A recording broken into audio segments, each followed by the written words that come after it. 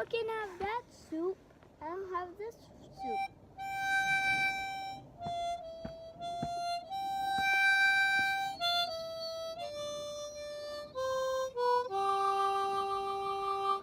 My toy gun!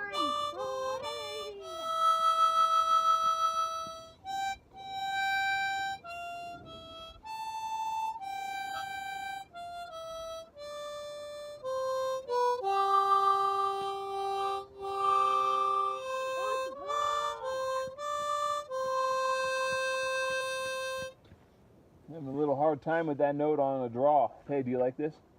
Yeah. You want to try it? You want to try it? Let's just shoot you.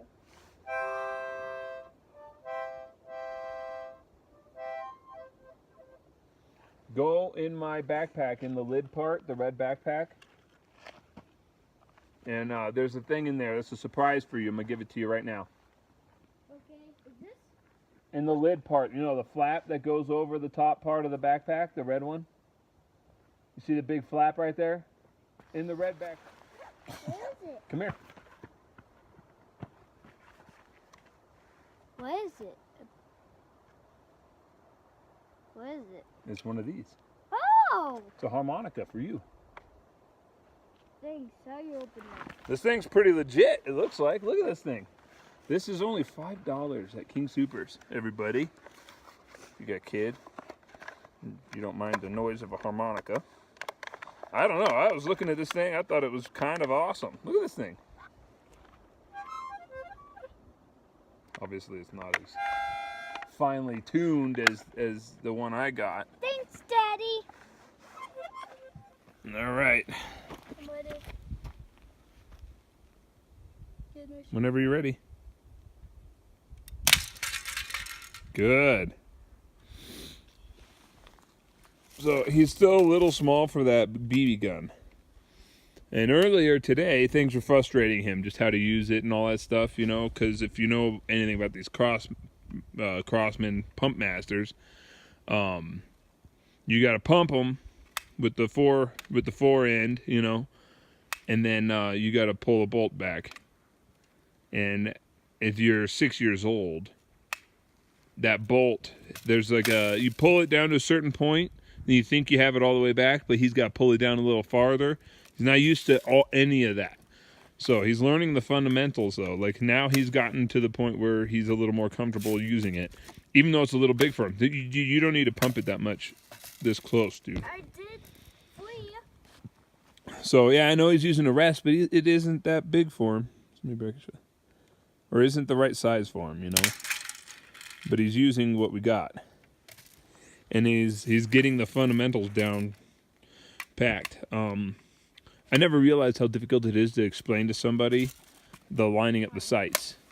When you think about it, you know, you can say it. Yeah, you got the rabbit ears, and you put the front sight in between the rabbit ears. You put the target behind all that. But it took a little while to explain it to him, because, you know, there's still like a little bit of a correlation you have to make with understanding how that works. Easy for us to understand, not necessarily for a 4 or 5 year old, like a couple of years ago when I had him shooting. So he's getting it down now. It's a good job. As you can see, the last time he missed, but I think he hit low, and it kind of bounced up and hit it. He's getting it though, pretty consistently. What is this? He's right here. 1, 2, 3, 4, 5, 6 paces.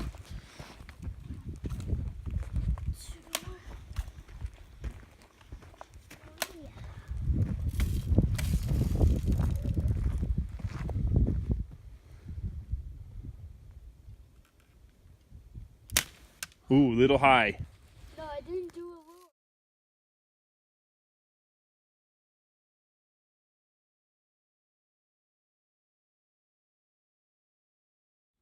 All right, let's see it.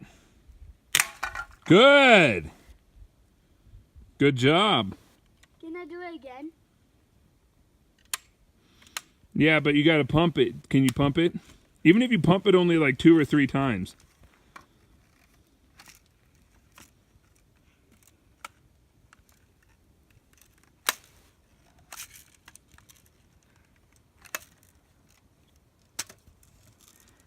Yeah, maybe that'll work. Didn't work. Pump it 3 times. Pull it all the way to the top till it stops.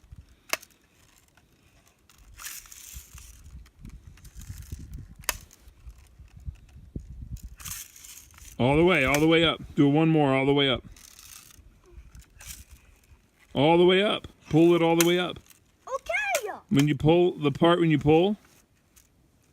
all right. All the way. Nope, don't go down yet. Don't go back yet. All the way. Keep going. Keep going. All the way up. What are you talking about? Oh, okay. Sorry, that's my bad. All right, you're good. You're good. You're good. Now change. So YouTube usually spits my videos back at 10 minutes, so I have to keep my videos under that.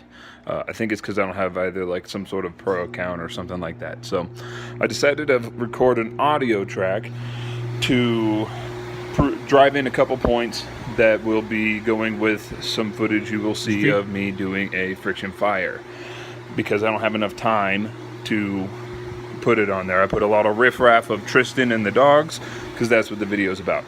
So one of the big points I'd like to make is there was about half an hour of me yelling at this thing and getting mad, and that's about how it is for anyone doing it, especially if you haven't done it in a long time.